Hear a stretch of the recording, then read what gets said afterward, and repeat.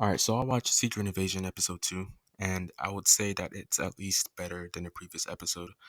We get a little bit more of a backstory to all the characters involved, and we also find out towards the end of the episode that Nick Fury is married, which is also pretty interesting. One thing I did enjoy was the acting overall from all characters, especially Graphic as well. He's looking to be this sort of menacing villain as the episode continues.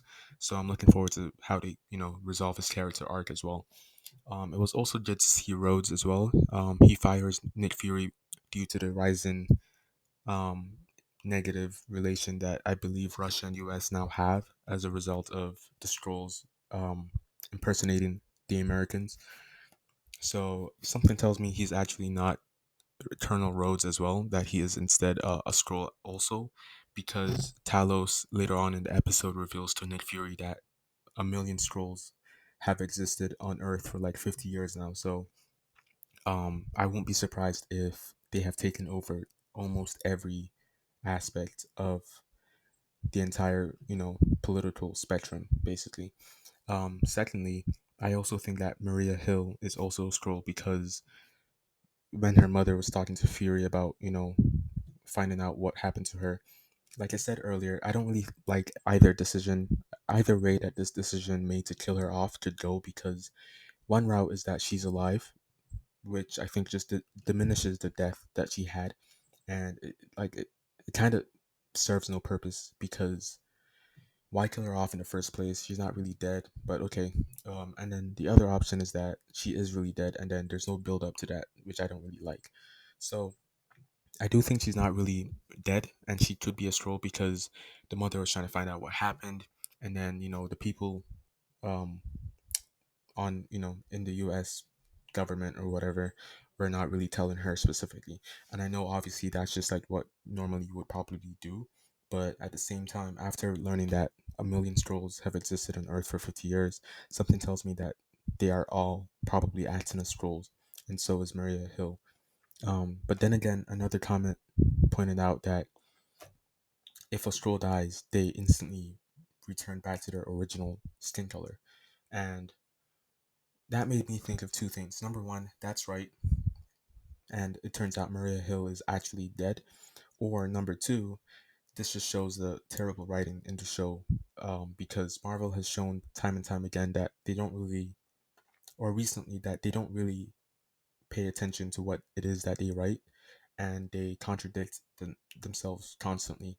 So if it is true that they return back to their skin color and it turns out that Maria Hill is actually a scroll, then they would have to explain how, the people on the government didn't see her change in the coffin, and how, yeah, like just how Nick Fury didn't see her change immediately. um but I also think that they could explain that by saying that everyone on the governmental team is a scroll, and that would explain how no one exposed the truth. Sorry. Um, yeah. So we also find out, a little bit about the scrolls as well.